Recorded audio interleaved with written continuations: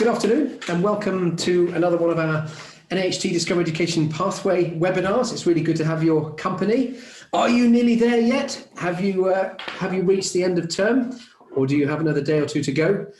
Either way, I really hope that you're able to switch off in a few days' time. I really do, because you've certainly earned it. My goodness gracious me, what a year it's been. Well, we thought we'd actually put in at this time something on time management and organisational skills. Why? Well, for two reasons, actually. Firstly, we thought perhaps it would be useful to look ahead to some routines. Self-care is not self-indulgence is my mantra, I think. So some routines and rituals and just some new strategies that might help you to use your time efficiently and stay organised when the new term comes. But obviously before then, we thought there might be a rare window of opportunity for you to have some downtime, have some self-care, look after yourself, and perhaps share some thoughts on how you can use your time, if not efficiently, then enjoyably and pleasurably in the summer. So lots and lots of interesting topics to look at today, and I'm really looking forward to it, actually. And I'm very glad that you're with us. As always with these webinars, we love to have your comments. So feel free to join the discussion outside this on social media. We tend to use the hashtag #TheWholeTeacher because we believe Pathway is very much about supporting both your professional development and your personal development too. It's a whole person, isn't it? That holistic approach. Which we think is being well received, and the many hundreds and hundreds of people who are using Pathway now are certainly understanding and embracing that sort of holistic approach to the whole teacher. But anyway, if you'd like to join in with your comments and questions during the actual webinar itself, well, you know the routine. Click on the chat button or use the Q&A button, and we will share your questions and comments throughout. You know that we love doing that. It's so much more enjoyable and impactful, I think, when it's a two-way discussion rather than a soliloquy or a duologue from us. So do feel free to find out more about the Pathway program, which I'm going to show you, of course, and talk to you about. Visit the URL there if you like. And I know my colleague Bobby will, of course, always be sharing links and various things in the chat as well for you to be able to find out more that way. So yeah, just at discovereducation.co.uk/pathway. And we're going to be speaking to soon brilliant expert Andrew Jeffrey, highly experienced teacher, been teaching for many years, a trainer, a motivational sort of coach, a really interesting and lovely man. And he's going to be talking to us about efficient time management and organisational skills. Now, Andrew actually is one of the Pathway course leaders. He actually made a fantastic course, and we filmed it with him up in Manchester last year. And that features as one of the many courses within the Pathway program on efficient time management and organisational skills. Now, here's the interesting, that unfortunately Andrew has been stuck in traffic. This is not through any lack of time management or self-organisation on his part. Cruelest irony if it was, given the title of the course. He is genuinely stuck in traffic. I think there's been a very unexpected accident. Fortunately, Andrew is not involved in it, but it sounds very unfortunate for somebody. But it does mean that he's been stuck in traffic. We've been texting him right the way up until 4 o'clock and continuing to, and I understand that he will be with us at around about 10 past, possibly quarter past, but around about 10 past. We think he will be jumping on the call, which is great. So in the meantime, I thought, and I really hope you'll be able to join us and stay with us till 10 past, when Andrew will be joining us. If in the unlikely event that Andrew really can't even make it for 10 past because the traffic's so bad, then what we're going to do is we're going to invite you to have your time back, make a cup of tea, do whatever you've got to do, and we will still be holding this interview with Andrew, but we'll do it as a recorded session. And as soon as it's finished and made, we will send it straight to you. So you will still get to see the entire webinar, but you'll see it on demand in your own time, to save you waiting what could be an inordinately long time. But we hope that by 10 past he'll be here. I hope that makes sense. So we're looking forward to seeing Andrew soon. So in the meantime, while we're waiting, I'll beg your indulgence just for 5 minutes. If you've already seen all about the Pathway program and you know all about it, then now will be a good time to go and fill up your cup of tea. If you're not familiar with it at all and you're intrigued to know a little bit more, then I'm very happy to talk you through the platform right now. I'm going to show you it, show you all the different functions and features of it.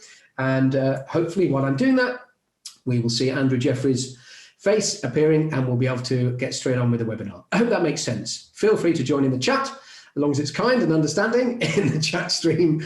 I'd love to have your comments, of course. And also start to think about some of the questions you'd like to ask Andrew. If you already have come with some burning questions, now will be a good time to get those in, because we'll make sure we address them when Andrew arrives, whether that's at 4:10 or whether it's in a recording that we're going to do later. We will make sure that your questions are featured and get some answers. So this is the Pathway program on the Discovery Education platform, which you may already be very familiar with, because you may already, as many thousands of schools already use Espresso and Health and Relationships, our new fantastic new program, helping you to teach everything, all the different topics and things within the RSHE curriculum, the relationships, sex and health education curriculum, and STEM Connect and coding products. Of course, you'll know a lot about those as well, I'm sure. But this is the Pathway program. This is the new one. And if I just go straight into it now, so I'm actually going straight into, because I've been in it many times, it takes me to my pathway, which is simply a bookmarking place where I can bookmark all the courses that I'm working on at the moment. And because I do a lot of demonstrations across schools, obviously I have many different courses open. Pathway is not one course, it's many courses. We have about 24 courses all in total actually within there. Lots of different, about 21 CPD courses, a wellbeing program, a motivational course, and so on. And I'll explain all that to you now. So when you first land in Pathway, this is what you will see. You'll see just an opening sort of introduction. Click on how it works. There's a little intro I've done there to tell you all about the program. A little preamble about our partnership with a brilliant NHT. We've been very privileged really to be working with the NHT from the very beginning of this. Actually, it turned out that we have very similar aims and values when it comes to supporting the whole teacher. And so we're delighted that they're helping us in so many different ways. So it's a terrific partnership. And these are the three main sections that you will see both here and up in the top tab here: orientation, navigation, and reflection. And there's reasons why we've called it that. So the orientation section, very briefly. Oh, that's a little, hopefully that'll be Andrew Jeffries on his way. So in the orientation section, you will find a series of, I like to call them sort of self-direction tools really, that will equip you and enable you to drill down into some invisible things, some deep down things, I call them, which tend to keep us in our jobs beyond the professional capital and professional currency. You know, we hear these rather fashionable phrases banded around quite a lot, don't we? And they're obviously to do with your professional skills. But there's an awful lot that lies beneath the surface that is less measurable, but it keeps you up every morning and it keeps you in the job. And I think at the root of all of that, if I may say, in my experience, I had 21 years working in schools as a teacher and a primary head, I think it's actually your motivation. So we've done a lot of work around this. We've worked with a brilliant chap called Mark Turner, who's a highly experienced, many years in the classroom and in senior leadership. And now he works with teachers and leaders across the country in the world of motivation. So he's designed a course with me, actually, we did it together. A guide to motivation, understanding the nature of motivation, identifying what motivates you. And in this third chapter, you actually begin your own motivation plan, where you can keep coming back to it and you can monitor your motivation. And perhaps just as importantly, identify what is demotivating for you and some suggestions and strategies for coping with that.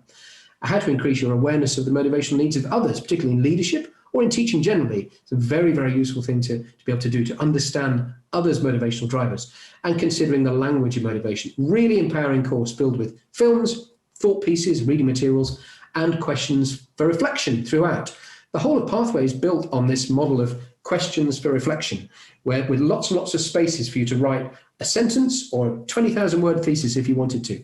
And they are bookmarked and saved. None of the courses close when you finish them. You can keep coming back to them all the time, which is terrific. There's a skills audit in the orientation section, divided into two: a teaching skills audit and a leadership skills audit. The teaching skills audit is based on the DfE standards. You'll recognize these. I've turned them into ICANN statements, which you can use. Just a quick sort of little aid memoir. It's a discussion prompt, really, just to give you a sense of where you feel you're exceeding and where you feel needs developing. And it's a good discussion prompt, either for you or your staff, in your appraisals, your performance management reviews, and so forth. It's just a nice idea to be able to go through those different elements of teaching and audit yourself, where you feel you are, if you like. And the second part of the teaching skills audit is for both existing leaders and inspiring leaders. We've worked with head teachers, university lecturers who work on MEd leadership programs, and a professional recruitment consultant who himself was a head teacher for 25 years, now works with many, many schools and mats across the country, helping with headship interviews. We thought that would be a good range of people to talk to. We've identified 14 different areas. I've been a head teacher in several schools, and there's many, many more than 14. You could write 1,000 different aspects of your job, if not more. But we went for these 14 big ones. We divided them into those different sort of statements. And again, you're auditing where you feel you are, where you feel you could do with some development. And if you find one of them, time management would be the one for me, where I feel I could probably do with some support, then you would switch to the navigation section and find a course, funnily enough, by Andrew Jeffrey on time management and self-organisation, for example. Or you might decide to go for a Developing Successful Teams, a brilliant course by Professor Max Coates in the navigation section on how to develop successful teams. Right, so I'll tell you a little bit more about the other parts of Pathway, including the brilliant navigation section, where you have multiple different courses. After we've spoken actually with Andrew, there's also a reflection program at the end, where I'll be telling you a little bit about this brilliant wellbeing program by Professor Tim O'Brien. Absolutely terrific. And of course, the NEHT Advice Hub, where you go for everything else, all the important deadlines and dates and submission data and so forth, statutory guidance about all the new different regulations and statutes that come in. We know that in the UK, educational policy is always evolving and changing and so forth. So that is where you get all the information you really need to really do your job. It's where we remove your headaches, I like to think, with nobody better than Guy Dudley, the NEHT's head of advice. Okay, anyway, I'll show you inside the actual courses themselves in navigation in a moment, but I know you'll be very keen not to hear from me, but to hear from our special guest today, who is Andrew Jeffrey, of course. So I'm just going to very quickly, hopefully introduce him, and I hope very much that he's going to be here. So Andrew, as I said, is an extremely experienced teacher, author, trainer, many, many other strings to his bow as well, and is able to navigate his way through stationary traffic like nobody you've ever met and still pitch up looking immaculate. Now, Hi, Bobby. Hello, everyone. I'm so sorry I'm late. I did, however, anticipate being late, which is why the master of ceremonies, Mr. Hammond, has entertained you and amused you. The irony of being late for a webinar on time management is not lost on me. I was going to say that. I did actually say at the top, actually, that you were going to be late, but through no lack of time management or organisational skills on your part. We think. I mean, you might be making it up, to be honest, but we believe that you've had a terrific journey, and you've been teaching today, and you've been stuck in traffic. So fair play, and hats off to you for still giving up your time. So we really appreciate it. We really do. So. Well, if you're ready, I mean, have you had a comfort break? Have you had we don't mind you going for a glass of water, you know. I haven't had a comfort break. I've had a cup of coffee delivered, which is kind of the opposite of what I actually need. But I think that'll be fine. We're quite happy to give you 5 more minutes, you know, Andrew. Nobody on the call would object. Okay. No, I'm kind of excited. I'm kind of excited now to be here and to talk to you. And Well, thank you to everybody on the call for sticking with us. It's a testament to you, actually, that nobody is cut off. Everybody's still here because we're very keen to hear from you. So why don't you tell us a little bit about yourself and your professional journey to date, just to begin with, and then we'll get into the time management bit. Is that okay? Yeah. Okay, so I am a teacher. And there was never any doubt that was what I was going to be, really, because there was nothing else I was any good at. And it just fascinates me, the teaching and learning process. So that's been my life, really. In the same way that the FBI employ ex-prisoners to advise them on security, I find myself here today talking to you about time management, because the reason I've had to learn about this is because I struggled with it. Now, at school, I didn't know, because in those days, no one talked about it. But it turns out from tests and assessments done recently that I've had ADHD more or less my entire life. Now, being of a similar age, you know, those are the kind of things that no one talked about, right? You were just lazy or a bit stupid or forgetful or fidgety. Yeah. So my life, I found has been quite difficult, if I'm honest. Now I know what's going on in my brain. I started to learn and research. So about how I could be more efficient, how I could conquer these demons, if you will. So actually, the irony is, I am not one of those people who, you hear a preacher who said, well, I used to have this problem. I want to hear a preacher who's still got it, right? And who wants to talk what is it. So I've learned about time management, not through being good at it, but through being bad at it. And so I've had to develop a set of skills that's allowed me to basically just cope with being an adult. I won't say grown up, but certainly an adult. And why is time management so important to you? And perhaps you could talk a little bit in this opening sort of question around this whole notion of work-life balance, because we have a view on that, don't we? Or you have a view on that. Why is this an issue? Work-life balance. It's a phrase that I don't really like. Yeah. Because your life is the entirety of your existence. Your 86,400 seconds, you're per day that you never get back. We'll talk more about that later, I know, but your life is your 24-hour existence, and work is a big part of that. So it's not a question of work balancing with life. That's just not accurate. Work is a really crucial subset of your life. And if your work is meaningless to you, then it's almost impossible to make a success of it. So yeah, I understand the phrase work-life balance, and what I understand by that is people saying, you don't want to spend all your time working and none of your time living. And I just think psychologically that's the wrong way to look at it. You should be living while you work. Your work should be so fascinating to you. Right. And even if you're a baggage handler, I don't care. Just be the best baggage handler you can ever be. Think, how can I be a better baggage handler than I was last week? How can I raise baggage handling to a new artful? It's not about what you do. It's about your relationship to what you do. Right. And time and the way you manage time and the way you organise yourself has a crucial part to play in that relationship, doesn't it? Absolutely. I think that could be the crucial indicator of whether you fall out of love with what you're doing or not, really. Sure. The idea of time management. And that's why we called your course Time Management, which we'll get into in a moment. But look, we're on the cusp of, as I said in the introduction, actually, while you were still stuck in traffic, we're on the cusp of the school holidays for many, and a well-deserved break it is too, after such a year. On the subject of time management, before we even start to think about next term, which we will do you have any tips and suggestions for how educators might use their time wisely in the rare downtime moments? How can we restore and reset? Any rituals that work for you? Yeah, I think there's a few things that you can do. There's an increasing awareness that nature and greenery are incredibly powerful restoratives.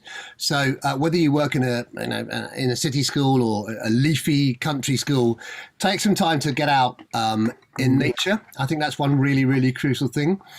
And also, again, I'm a bit controversial on this, but if you want to do a bit of schoolwork, do a bit of schoolwork, but don't feel pressured by that. And if you don't, that's fine too. I think I made some notes on this actually the other day. I think you need to be aware that you have priorities that are yours, not just your school's. And I think head teachers, if that's who we are primarily speaking to at the moment, head teachers have had other people's priorities at the top of their mind for the last 15 months now. And they need a break from that. But it's not going to be easy to flip a switch come the end of term. So I think if you feel you want to do a bit of work on school, then do a bit of work on school. But if you feel you don't, then don't. And I think it's symptomatic of education, Andrew, at the moment that things are becoming, everything's either illegal or compulsory. That's how it feels. And I think I'm still a bit warm. I think we need to be kinder to ourselves. So my top tip would be kind to yourself. If you want to do a bit of schoolwork, do a bit of schoolwork. If you want to close your laptop and not open it for 6 weeks, close it and don't open it. But do spend the downtime, do spend your walking thinking, all things being equal, what would be the priorities for me and what would be the priorities for my school? Because otherwise you're just firefighting again. Yeah, certainly in the holidays. I mean, I use that term loosely because we spend so much of it thinking about school. But yeah, in the holidays in between terms, when I was teaching and when I was a head teacher, it took such a long time into the holiday before I was able to sort of reset a little bit and, get rid of some of the things. And even then, when I picked up my laptop or my ring binder or whatever I was doing to sort of do a little bit of planning, to get ahead, I felt terribly guilty. I felt this terrible sense of guilt. And when you said to me, when we were making this program last year, I remember you said, look, if you fancy doing some work and it motivates you and it interests you, don't feel guilty about that. Just don't do it all day. Do you know what I mean? And I thought that was quite an interesting thing to say, because we do tend to in the holidays think, no, mustn't do the work. But if it's an aspect of the work that you find creative and enjoyable, that's okay, isn't it? I think so. The thing is that I love the things that I do because I think they make a difference and I know why I'm doing them. Yeah, of course. And so I might, Monday morning I might get up and do some work, but I also might not. I might go to the beach. I might have a choice. So I think sometimes we are paralyzed by this desperate need to. Oh, there's always another job, and this is why to-do lists are very dangerous things. We talk about how to do a good to-do list properly in the course, don't we? But we do. Yes, there'll always be another job, but you know what? There'll always be another moment to do it in. That's the thing. So identify the things that matter, identify the things that are important, and also the thing that we've called the blockage job. We refer to the blockage job on the course as well, don't we? We do, yeah. We'll get into that now actually, because it might be a good way of starting our discussion now around September. Do you want to? Because one of the scenes in one of the brilliant films that we made with you up in Manchester. Features a very real sink plunge. And in fact, if you remember, Andrew, you were actually the first one that we worked with, actually. Yep. You were the very first person that we made all these many films with. And when we arrived, I remember I picked you up from the hotel or wherever it was, and you said, before we get to the studio, do you think there's a shop we could find a sink plunge in somewhere? And I thought, oh my God, this guy's lost it. He's lost it. He hasn't slept enough. He had a long journey. Yeah, it was a long journey. And we did, and we found a hardware store, amazingly opposite the studio, and we went in and we bought two strange men in overcoats saying, we got sink plunge. Yeah. And why was that? Do you want to explain what on earth we're talking about? Because it's a really good analogy. I tell you what, this is one of my greatest discoveries ever in terms of managing my time. Now, I mentioned I have ADHD, and one of the issues around ADHD is it's a myth actually that ADHD people can't focus or concentrate. They can't concentrate, they're all over the place. And yeah, I'm a bit fidgety, but that's not the reality. The reality is they find it very hard to deliberately put their focus where it should be for a long period of time. Right. So I can be ruthlessly focused on something if I'm obsessing on it. All right. But yeah, so what and that means that I might be obsessing on painting the cupboard in the bathroom before I've actually done the plumbing, and what I realized that at the end of the day, even if I got through a lot of jobs, I had this sudden realization that even if I got through a lot of stuff, there was still a lot of stress in my mind, a lot of tiredness, a lot of sense of incompletion. And it turns out that the reason is there is, for any day, for any person, there is a job that you are putting off. Now, I would personally challenge every single person on this call. You don't have to say anything. You don't have to put it in the chat. Okay, this is between you and yourself. But there is a job that you are dreading and therefore aren't doing. And that job is living rent-free in your guilty conscience. It is living there. I promise you. And if you can identify that job, this is easier said than done, by the way. If you can identify that job, take a deep breath and do it. Suddenly, it's like taking the sink plunger to the block sink. Once that job is done, everything just flows, because your brain is so uncluttered, so unfuddled. You are the sense of relief that you've finally done your tax return, or you've finally had that conversation with that member of staff about inappropriate behavior or performance, or you finally told the person that has been irritating you or you finally apologized for something you did, whatever it is, whatever it is that you're dreading, and we all have a thing. I'm not your priest. I don't need to know what it is. But once you tackle that, you are well on the way. And some of my best days have been days where I think, right, I'm going to do that thing I absolutely hate. And then everything else just kind of happens. So that's the sink plunger. And it's possibly my top tip ever for managing your workload. It is. And thank you, everybody on the call for sharing your chats. I mean, Fiona, I hear what you're saying actually. Where Fiona, thank you, Fiona, writing the SEP, school development plan, pupil premium strategy, the list goes on. This was I had a frantic phase, and a visiting artist helped me. Her response was, Peter, will the world stop spinning if you don't do it? You've often said that to me, actually, Andrew. I've heard you say that actually as well, actually. Any thoughts on that? That can we ever really get all of the jobs boxed off in a day, and should we? No. Oh no, gosh, no, we shouldn't. Absolutely not. On that though, I think most of us like to think we're pretty kind people and pretty decent human beings, but only to others sometimes. You know. But where it's true. Yeah, don't beat yourself up. I mean, for example, I like to think my job's quite important, but 11 days ago, I had to self-isolate. And you know what? And so did the class teacher, and so did 2 TAs. And you know what? Guess what? The world is still spinning, as that lady in the chat said. The world is still spinning. If suddenly, here's a real life example from half an hour ago. Folks, I rang Andrew Hammond to say, I don't want to panic you, but I'm going to, because you need to know that the traffic in New Haven isn't moving. It turned out, well, I haven't had a chance to say to you, but it turned out it was just a lane out and the traffic lights were very badly phased. Oh, was it? Like 5 minutes to get, anyway, whatever. So I got through it. But I'm like, oh my God, what's going to happen? This is terrible, this is awful, this is awful. I'm doing time management, I'm going to be late. How can you be late for time management? and then I thought, actually, but think about some of the things you wanted to say in that, which is, you know what? Be kind to yourself. If you can't help it, you can't help it. And you said, well, that's okay. And you're a voice that was calmer than what we were actually thinking, no doubt. Okay, well, we'll do it this way around.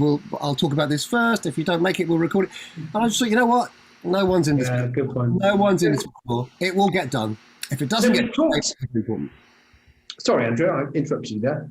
Oh, sorry. I was going off on another thing. If it doesn't get done, maybe it was just urgent and it wasn't important, and there's a massive difference. Well, I was going to talk about that. So before we get on to Pomodoro tomatoes, which I think we're going to talk about, before we do that, let's just talk briefly. I know it's a hard thing to sort of talk about. It's easier to show, but I'm sure with your brilliant communication skills, you can talk us through your grid, which is a useful thing which you share in the film, don't you? Your not urgent grid.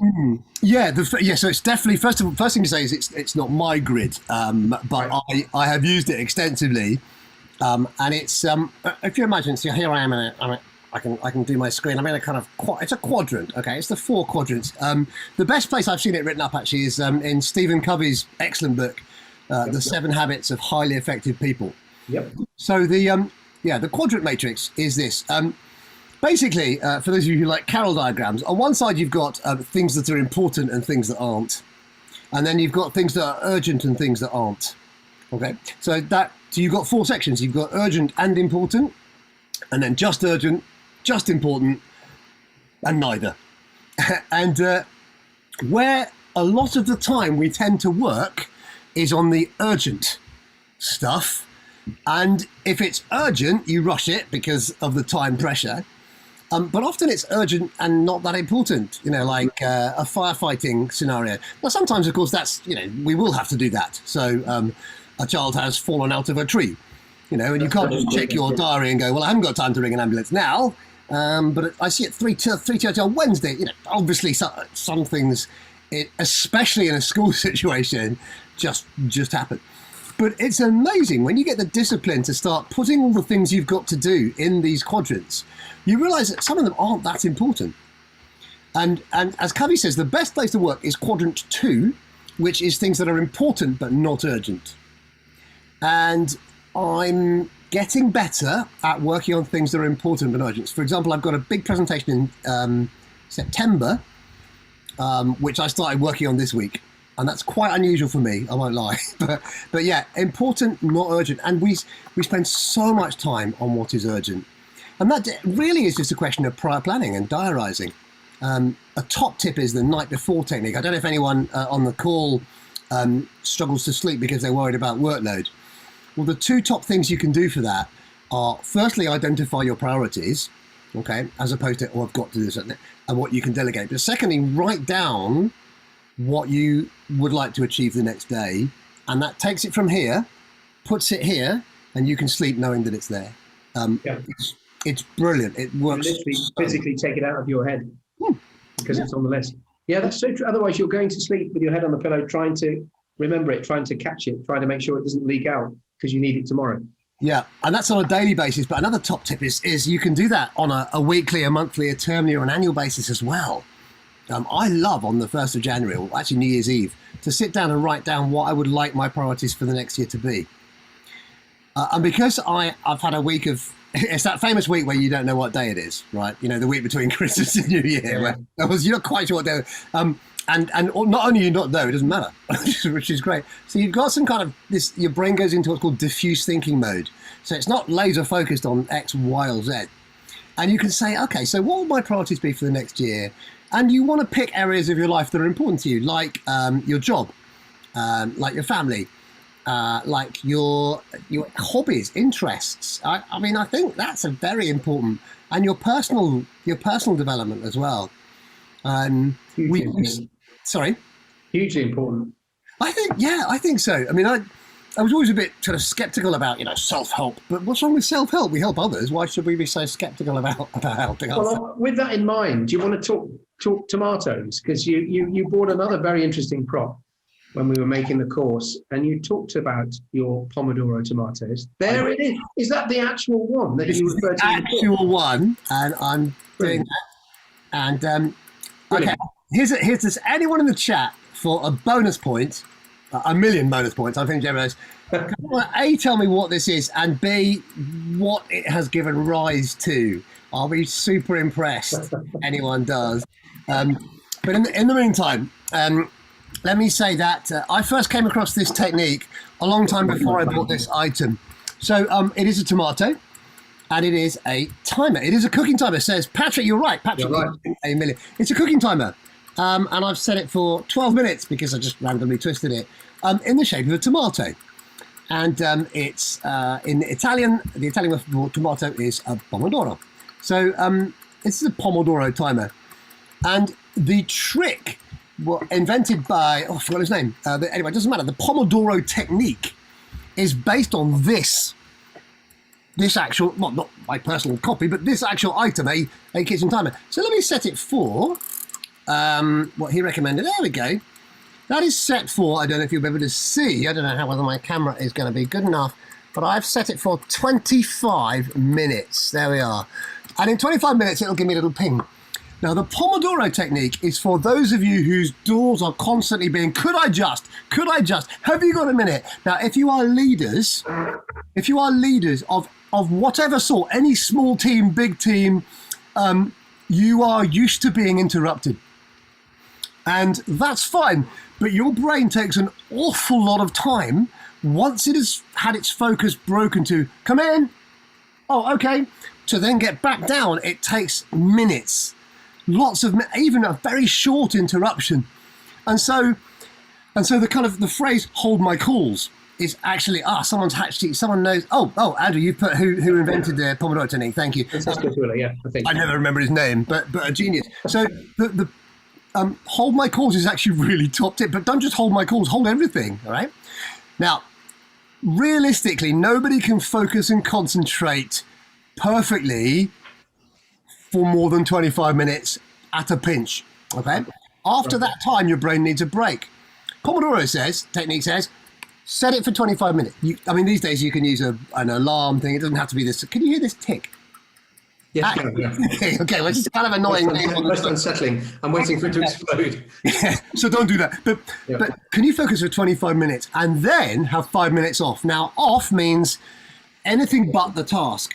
Preferably, and this is just me making this up, preferably if the task involves a laptop, step away from the laptop. If the task that you were doing involves pencil and paper, put the pencil down. If you can go to a different space, that's even better. Or maybe go and say to the person, so sorry, who called in those, So 25 minutes on, 5 minutes off. And you think, well, hang on, that's like 1/6 of my time I'm not working. Yeah, but 5/6 of the time you are. And actually, that's a lot more than most of us manage, okay? Because we get into work, we fire up our computer, we don't look at the jobs list, we check our email first, right? Who's messaged me? Who's sent me an exciting email of something new that I might be interested in, okay? Andrew and I have laughed about this, yeah? Oh, this is good. And instead of the person who you emailed yesterday because it was late, you go, I'll get back to you on that tomorrow. But that's gone, So Pomodoro technique is fantastic. Spend 25 minutes of sheer focus and then give yourself a 5-minute reward. Now, the reward can be anything. It can be a cup of tea, feet up, snooze, telly, chat, walk, run, read, anything at all, okay? And then get on it for another 25 minutes. It's a brilliant technique. And I promise you that in those 25 minutes, because you've made a deal with yourself not to look at your email or, hilarious Facebook post or whatever it happens to be, that lovely cat video that your sister sent you, because you've made a promise to do that, those 25 minutes will be incredibly fruitful. Yeah, they will. And then every 4 Pomodoros, you then take a bigger break? It's flexible. Yeah, you can. I mean, I think know yourself. I think that's the thing. Know where you are. I've got a thing on my watch, which if I haven't sat down, if I haven't stood up in that calendar hour, at 10 to it goes, oi! Which I find fantastic. So for me, it's 2 Pomodoros, really. So we've had a comment from Jane, and maybe you've just answered it in a way that, and it's a good question from Jane. Won't I be clock watching and not be able to focus? Oh, good question. No. The timer goes off or not? No, not at all. You'd be surprised. And actually, even if you are clock watching, you're clock watching because you've got an eye to be as efficient as possible in that amount of time. So if you are, it's in a good way. Right. Try it. I mean, try it. I've got no investment in this either way, but I really I understand the question, but I also know that by knowing that is sacred time, you can just ask. You can set yourself a message to ping. All right, to say you don't even know what time it is. If you like, set an alarm for 25 minutes. Put it on the other side of the room. And you'll go, I'll just keep going. And it's just a really good focus time. It's actually being respectful to yourself. Yes, it is, isn't it? It's all part of that piece, actually. So in the Pathway course, you start off, do you remember it was the day before the first lockdown, and we were walking around a park, and we all knew that something very odd was happening, and that whatever it was, we wouldn't see each other for a long time. And do you remember, that was the day in the park. And you sat on a bench and you gave an introduction. And you talked, and it was a very compelling message, which I'd love you to give now, because it's actually, for those on the call, it's a perfect assembly piece, I think. If I was still ahead, I would use this as an assembly piece. And you talked about the number of seconds and minutes that you can't bank, you can't save it. I do. Let me just because my brain, I know about my brain. I know it's had a day's teaching, and I know it's had a half hour, 40 minutes stuck. I am going to do the calculation. I was right. Okay. Yes. So. Yeah, I set the scenario. By the way, these I should just say that these Pathway people, the people they use for their cameras and their audio, they're extraordinary, aren't they? They're so brilliant. And I find myself in a wonderful location. And they're walking backwards with the camera as I'm walking towards them. Then we had a drone. Yeah, very, very cool stuff. So I'm looking like deadly serious, like, do you know? It's like really strange. I thought it was Tom Cruise. I thought it was extraordinary. I mean, it was a absolute double. What can I say? So the opening piece was, imagine a scenario. I can't even parody myself. Imagine if every day someone deposited £86,400 in your bank account. You'd be pretty chuffed with that, right? And you could spend it any way you wanted. But the only trick was you couldn't save it, and at midnight it disappeared. What would you do? What would you do differently? Because that you can't bank it.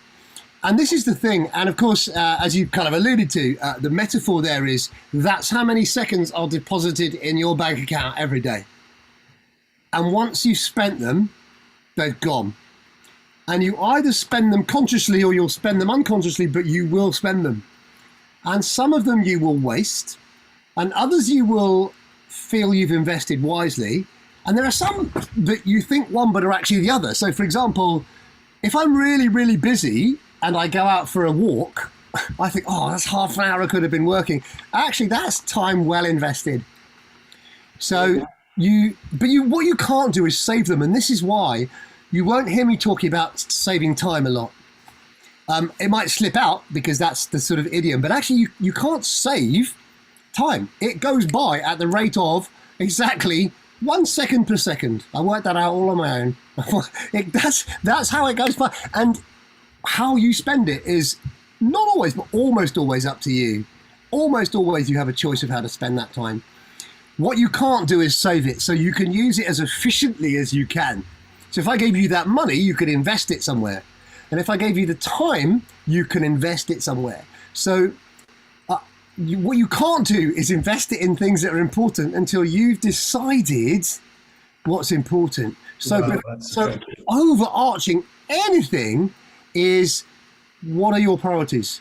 What is your big picture? What do you want people to say at your funeral? I don't mean that as a macabre way. Sure. Yeah. What do you want to be remembered for? Well, that guy got a lot of work done, or wow, that guy changed a lot of things, or wow, that guy was a good person to so and so, or what do you want? Well, I saw Tanya Byron speak, Professor Tanya Byron. I'm sure a lot of people know her on the call at the NHT conference earlier this term, actually in June, and it was a very compelling speech that she gave. She said that obviously in her work as a clinical psychologist and so forth, she works particularly in the last 18 months. She's worked a lot with end-of-life care, palliative care and so forth. And she said she's dealt with an awful lot of people in their final few moments. And she said every single one almost that she's worked with have said in their last few breaths, really, they've said, I wished I'd learned not to care as much about the stuff that you don't need to care about. I wished I'd not cared so much about stuff that in the end wasn't important. And that's that sounds obvious, doesn't it? But it's often obvious, but we weren't thinking it until we hear it. And that was very compelling for me. There is a book, which I'm not going to say the title because it involves a swear word, but there is a brilliant book that people need to get about learning how to not to give a what's it. What do you think about that, Andrew? Are we sometimes consumed by things that we care too much about? All the time. And often what we think are our priorities are actually other people's priorities. I was inspired by one of the first heads when I was a young teacher who I worked for. And he said, I don't want to change the world. Andrew. And I said, oh, why is that, Terry? And he said, well, what I really want to do is leave my little corner of it a little better than when I found it. I said, whoa. And that, I think... That's lovely. That's lovely. He inspired me. Terry Locke, his name was. He's a very lovely, if he's still alive, but wonderful man. And because 99% of us won't change the world. All right, 99% of us will change our small corner of it. We're not all Bob Geldof. We're not all, I don't know, Jeff Bezos, whoever. We're not all Mother Teresa. But you see, she understood something really profound. She said to someone who once criticised her, I mean, she didn't have much time to engage with media and, popular culture because she was too busy doing the work to talk about doing the work. But someone said, surely what you're doing here, because I know she was feeding someone, surely what you're doing here is a drop in the ocean. And she turned to him and she said, but the ocean is only made from drops. And I just isn't it profound? So when you smile at that person who hasn't been smiled at for a few weeks, when you talk to that elderly person in the grocery shop who hasn't had a conversation, when you say to a child, you did well this morning, when you say, can I carry that for you? That's nothing to you, but you don't know what it is to them. And so there's a great use of one of your 86,400 seconds. That's gorgeous.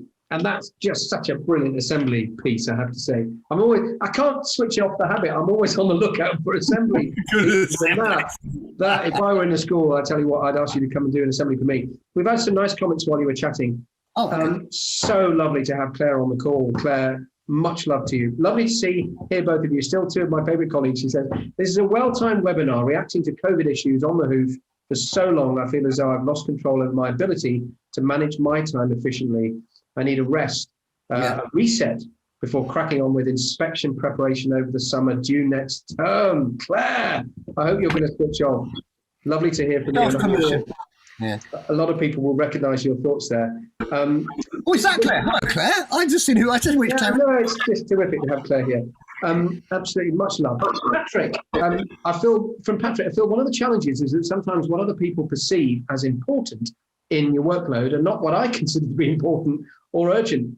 That's so true, isn't it? And how do you have the strength of character or the discipline to communicate that back then? You know what I mean? It's a tricky one, isn't it? Because everyone else writes your job list for you in headship.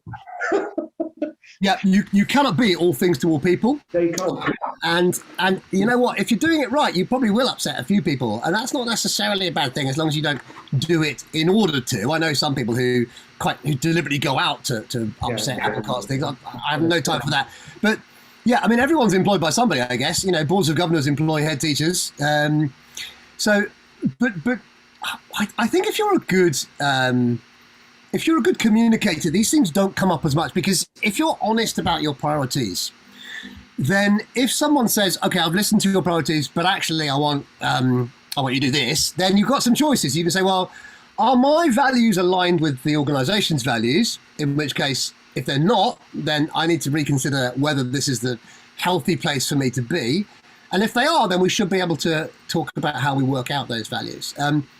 One book that really influenced me by Simon Sinek was Start with the Why. Have you read that, Andrew? I haven't, no, but I've heard of Simon Sinek. Beautiful. Start with the Why. He's a wise guy. And he talks about why, for example, people like, Apple have been more successful than Dell, who arguably make computers, right? But Apple never said, let's make nice tech. Apple said, let's make people's lives easier. That was their why. And then their what or how, by making technology that works seamlessly together. And the trouble is, we often don't start with the why. People say, "Oh, I'd like to run I'd love to have a vintage clothing shop." Why would you love to have a vintage clothing shop? What is it about that? Is it that you would love to share your knowledge? Is it that you would love to make a profit? Is it, what is it actually about? And I think I'm beginning to realise that one of the reasons I wanted to be a teacher was not because I liked teaching, but it was because I, by and large, wasn't a very happy child. And that seemed to me massively unfair. I mean, I had, as it turns out, I had quite serious depression brought on by the ADHD, none of which I knew. But I just thought this isn't right. That people shouldn't have to go through this. So my why, my overarching why was, and has been, and I feel I've only really been able to verbalise it in the last 10 years maybe. My why is, I want people to have a happier life, or the chance of a happier life, than I had. Because if each generation does that, the world improves. Well, on that, completely agree.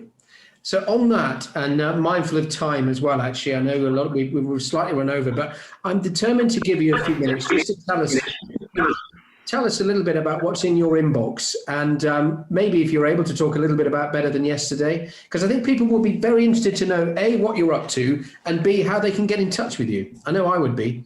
Okay. Thank you. So Better Than Yesterday is a classic example of do as I say, not as I do. Better Than Yesterday it's important to me, but it's not urgent. I haven't been working on it because I've been guiltily bogged down in urgent things. So Better Than Yesterday is what I say, not literally out loud, to people who have issues around their self-esteem. I mean, I have huge imposter syndrome, as many people do. Yeah, me too. People are better than me. There are better teachers than me. There are better fathers than me. There are better husbands than me. There are better cyclists than me. There are better runners. Pretty much there are better everything than me. And we can all say that. But that doesn't matter. I don't need to be better than them. I need to be better than yesterday. And that should be my sole goal. If I can be better than yesterday, and the trend is, because every now and then you have a crap day, all right, to use the technical educational parlance, but generally speaking, it's my rolling 7-day average. improving. If the direction of travel is up, I'm going right. And so better than yesterday.co.uk is all about providing resources to people to be better than yesterday, to be the person they want to be, not the person other people want them to be. And so I've been building this website. I've been creating loads of resources. I haven't managed to get them all up there yet. It's quite a personal story, but it is completely congruent with my belief that it would be wonderful to be able to help people be better versions of themselves. That's all. Absolutely. It is. So that's what I'm working on at the moment. Absolutely. Well, that sounds absolutely brilliant, Andrew. It really does. And you've just done a cracking job. It's been so lovely to have you here. And you've sparked some really, really interesting comments from everybody on the call. And I can infer from that they've enjoyed your company as much as I have. I always enjoy your company. So I really hope that you're able to switch off. Are you gonna switch off for a day or two in the weeks ahead? I hope you are. Okay, I'm a hypocrite because it's my biggest weakness, as anyone who knows me will tell you. Switching off is something I do. But I understand that relaxation is not the same as rest. Rest is something you do by being still and lying down. Relaxation for me might be reading a book. I'm reading a hilarious book called Fatty Batter right now, or going on a bike ride. Or doing a Sudoku puzzle. It doesn't matter how nerdy other people think it is. Another discovery I made: I hate gardening, but I love having gardened. So there are ways to relax that don't involve just resting. So yes, I will relax, but no, I won't rest. Brilliant. I think that's a great distinction to make between the two, actually. And I've just learned something else, because I've spent most of my married life, been married 22 years. I can't believe she's tolerated me for 22 years, but saying how much I love gardening. I love gardening. Do you know what? I don't think I do, but I enjoy being in the garden. So there you go. I've managed to articulate that. Good. And that's the blockage job. There's the blockage job right there. You might not want to do it, but you'll love having done it. That garden is a great example. So true. Brilliant. Well, it's been such a dream, as always, to see. It really has. I hope you're able to have yourself a nice restful evening now after what sounds like quite a day. And avoid New Haven. Sorry? I just said avoid New Haven right now. Avoid New Haven right now, for goodness sake. Right.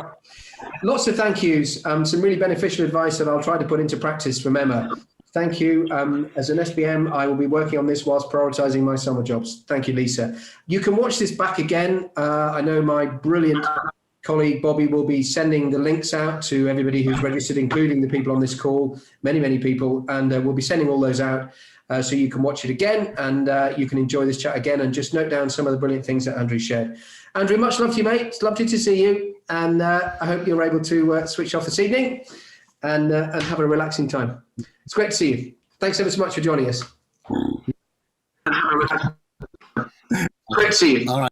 I've frozen. See you soon. Take care. Bye. Great. So just for the remaining moments, I mean, if you need to get going, please do. Obviously, we've gone a little bit over, but I'm just going to share just those last, I promised I would, just the last few moments of that little presentation that I was just delivering. So if you want to stick around for that, please do. I did promise I'd come back to these last two sections, the one of which, of course, is the navigation section of that pathway program. And I'm actually going to show you Andrew's course, actually. It's within, if you just scroll down, you'll get down to the courses and all the different multiple online courses, 21 of them at the moment. And we're obviously going to be making some new content soon. I call them CPE, actually. I've always called it that, continuous professional empowerment. I think that's such an important word. I think we want CPD to be sticky, and I think it's sticky when it empowers you, when it doesn't just tap into what you know, it's actually what you can do with what you know. And I think that's inextricably linked to how you feel personally. So we created courses that hopefully will help you to feel better and feel empowered. Brilliant courses. They're all down here in alphabetical order. And if we just look at Andrew's Efficient Time Management, and it's designed in the same way as every other single course. You start with a quick overview, a quick film to watch. You get an overview to read here. It's some key themes explored every time. It's the same with every single course. And then you get into the actual course proper. And every time it's the same. You read an introduction. And that's that little piece that he was talking about there. You watch a film. You answer some questions for reflection. You can't get these wrong. You can write anything you like in here. You can write a few words or a complete thesis, and it's saved and bookmarked, and you can keep coming back to it whenever you wish. It doesn't close and disappear like a lot of online CPD. It stays there and you can keep coming back to it whenever you like. And then you get into the main course proper with a fascinating roundtable discussion, which Andrew chaired with some fellow educators. Really, really interesting. In this case, about how we manage our time or how we don't. A thought piece, and then some questions for reflection each time. And then you continue on to the next, watch the film, and so on and so on. Lots of really fascinating. And it was in this one actually where we actually got out the sink plunge, and the special effects people who make these films did some very interesting effects with the sink plunge. But you get the idea. We're talking about our relationship with time there. You can navigate your way through the course using the left-hand menu here. You can keep jumping back, opening them up and going this way, or you can just keep pressing continue, and you can see. And that's where all your answers are actually stored, and they're saved. And you can keep coming back to them whenever you like. And all of these courses are exactly the same, built in exactly the same way. Brilliant course with Dr. Deborah Kidd, all about curriculum design and so on. And again, you can jump into any of these wherever you like. You know, you're going to have an introduction, you're going to have a film to watch, and then you're going to have a fascinating thought piece. In this case, it's on curriculum design, creative curriculum, and enriching the curriculum. And as Deborah calls it, a curriculum of hope. I've just written in any blank text you like here, and it will always keep coming back, and you can save it. So I think it's a new offer. It's a very fresh approach to CPD. It is, if I may say, your professional learning journal. That's what it is. It's a professional learning diary of reflections. And on that subject of reflection, in the last moment, this is the reflection section divided into two sections. Professor Tim O'Brien has delivered the most amazing course with his writing partner, Dr. Dennis Guiney, on, and these are two chaps who have an international reputation for supporting wellbeing in education. They're clinical psychologists, human development psychologists, and also teachers, special educational needs teachers. And they've created the most amazing course, very empowering course, teaching you all about how to navigate and traverse the emotional landscape. That is a title of a course I was never offered when I was in teaching. And I doubt very few people on the call have been offered such a course, but so important and well worth doing, and even encouraging you and helping you to do some action research in your own school around how to improve wellbeing. And then the final piece, of course, is this advice hub, created by our friends and partners at the NHT, authored by and series edited by the brilliant Guy Dudley, head of advice. And all of these different 12 categories, if I just dip into any of them, they contain an absolute treasure trove of PDF articles. And these are the pieces where you can get the right advice at the right time to make the right informed decisions. I've been a head teacher, and certainly in the case of HR, you want to check and triple check before you actually have to act in certain things, and you want to get the right guidance. And this is covering a myriad of different important issues. This is just one of those 12 tiles. They're all the same, all have all these different PDFs inside them. And then we have regular newsletters, which are sent twice a term. We've just done the new one. And just like all the other pieces of advice, they're PDFs that you can save and download and so on. This is on all of these different titles coming up. And you'll see a huge resource bank, really, of interesting questions and pieces that will just help you with quick links to any different important sites that you can go straight to, just where we've suggested you can find out more information. So I think it's a very, very useful resource bank of advice that you can absolutely rely on, because it's been QA'd and authored in many cases by Guy Dudley himself, who's on the telephone to head teachers every day, as you know. So I hope that's been useful for you. If you'd like to find out more about Pathway, please do. You can check us out, as I said, at discoveryeducation.co.uk/pathway or /professional development, professional learning. So you'll find out much more about us there. And obviously you can get in touch with us that way. Right, well, I hope that's been useful. I've really enjoyed seeing Andrew, and I'm so pleased. We got there in the end, didn't we? And it turned out it was a really impactful and enjoyable webinar, not least because of all the great contributions from everybody on the call. Love it when you actually join in the chat. Thank you so much.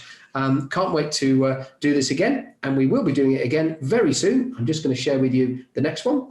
It's actually Guy Dudley again. Many people on the call attend these regular webinars, and you'll have seen Guy speak many times. And we always post lots of different questions to Guy, don't we? And he's never been able to bat it back yet. He's always managed to come back with a terrific answer. He knows the stuff. He is the backbone, I like to think. So join us on the 24th of August.